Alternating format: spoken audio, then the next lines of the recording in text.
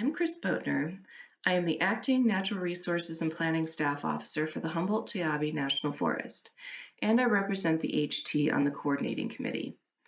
You have heard Paul, Dave, Rachel, and John mention the governance structure and the updated goals and objectives for the conservation of LCT. I'm here today to share more information with you about both topics. The UGOs were completed by the CC in early 2019 and were endorsed by the LCT MOG shortly thereafter. The UGOs were jointly created by the CC and recovery partners because some members of the public and many interagency recovery partners desired more clarity for LCT conservation actions. This update would allow a more efficient and effective approach to the recovery of this species since the original 1995 recovery plan was out of date. It is worth clarifying that recovery plans are non-regulatory guidance documents, and no agency or entity is required by the Endangered Species Act to implement actions in a recovery plan. The UGOs document is not a formal revision to the 1995 recovery plan. Rather, it is considered guidance as well. The UGOs were created to guide the recovery of Lahontan cutthroat trout across its historic range and provide quantifiable criteria for delisting.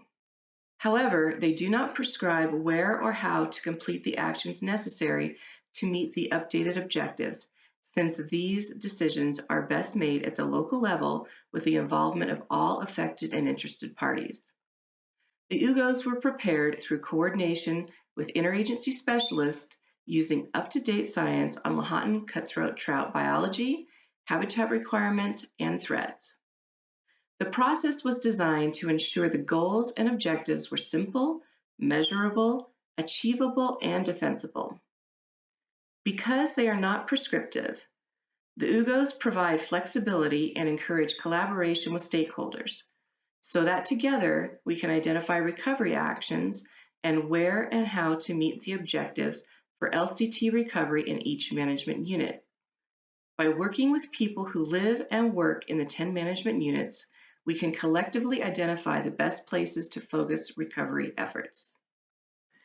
Before I share a specific example for one of the management units in the UGOs, I wanted to provide some more background information on the conservation biology principles of the 3 R's: representation, redundancy, and resiliency, which were the basis for the development of the goals and objectives.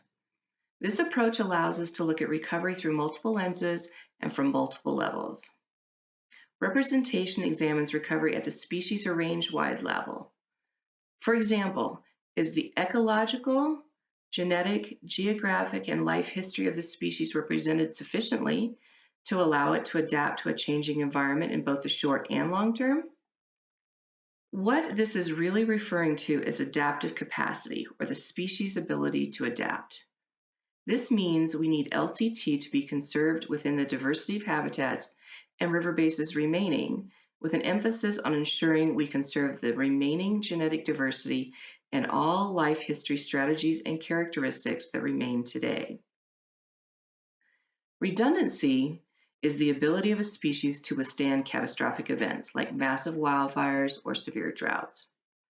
It really comes down to spreading out the risk across the range and within a river basin. For LCT, this is especially important considering recent changes in the Lahontan Basin that have resulted in very large wildfires, for example, 500,000 acres, and prolonged droughts. We first addressed redundancy by dividing the range into 10 management units, spreading the risk of extinction by ensuring each of those units contains at least one resilient population. Next, where possible, we further address redundancy at a finer scale by ensuring that many of the management units contained at least one to several additional resilient populations spatially separated from each other. This way, you are spreading the risk at both the management unit level, where applicable, and at the species level. The 10 management units include Carson, Humboldt, Quinn, Reese, Summit, Walker, Willow Whitehorse, Independence, Pyramid Truckee, and Tahoe. The third R, resiliency, is generally addressed at the population level. Each population of LCT that will be used to meet recovery objectives in the UGOs needs to be resilient, which means that it can be sustained through the natural range of favorable and unfavorable conditions. For LCT, the desired elements of a resilient population are A, genetically pure LCT, and B, multiple age classes resulting from regular natural reproductive events with recruitment, and C, enough individuals over time to produce a population trend that is in line with the best available science regarding viable populations given climatic conditions. Populations are considered resilient when they can withstand normal year-to-year variation without intervention, like the need to restock after a typical drought cycle or move fish to maintain genetic diversity through time. Using the 3Rs approach, the UGOs then identify for each management unit a set of demographic or population-based recovery objectives. In addition, because the two greatest threats to LCT have not been adequately managed, threat-based recovery objectives were also developed for each management unit. Thus, the updated objectives for LCT recovery vary by management unit, but revolve around the same basic management principles. Maintain and/or establish at least one interconnected, resilient population.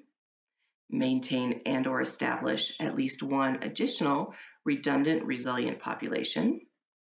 Manage or remove the specific threats, non-native trout, and/or habitat degradation to allow for future or existing LCT populations to become resilient, and maintain the existing LCT populations on the landscape today as they contain the necessary genetic diversity to make recovery possible.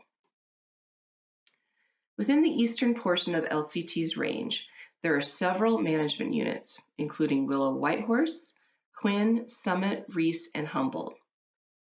As it is directly related to our proposed next steps, we would like to present a summary of the Humboldt Management Unit's updated objectives as an example.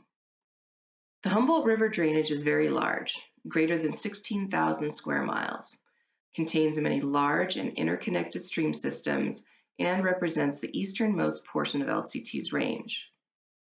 Some of the most climate-resilient LCT habitats in Nevada are present in the Humboldt Management Unit, that is the Ruby Mountains.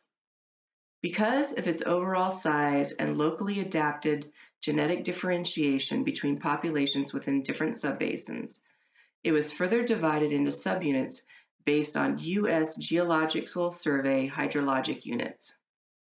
Overarching Humboldt unit recovery objectives are: remove threats, that is competition, predation, hybridization, associated with non-native trout species to allow for the formation and/or maintenance of the Humboldt unit LCT populations.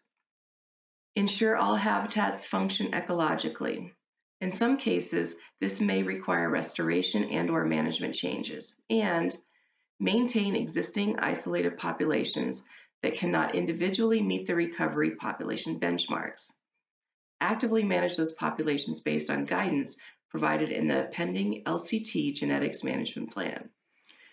Each USGS hydrological unit or subbasin was given a set of demographic objectives. For brevity's sake, we will only present the South Fork Humboldt hydrological unit objectives today, which are: establish metapopulation dynamics in at least one recovery population, and maintain or establish, if necessary, at least two additional recovery populations that are spatially separated from each other and the metapopulation required by the previous objective. A metapopulation is a network of small populations that occasionally interbreeds when conditions are favorable, as would occur in a larger interconnected stream population over time. For example, continually wet portions of an interconnected population would always breed, whereas when the entire system is wet during the spawning season on a favorable year, migratory fishes would travel to new areas and spawn with new individuals, providing gene flow throughout the entire system through time. This type of population, a metapopulation, is the most resilient type of population we are looking to establish for LCT. In the end, this is just one example of what the updated objectives look like for a management unit in the UGOs. Overall, the UGOs identify a total of 34 interconnected and/or resilient stream populations, and at least 6 resilient lake populations necessary range-wide for recovery. Thus, we are about a third of the way to our goal currently. In order to achieve this goal, as indicated by the presence of threat-based recovery objectives within each management unit, we need to meaningfully A, address non-native trout through management or removal, and B, reconnect and restore habitats important to LCT.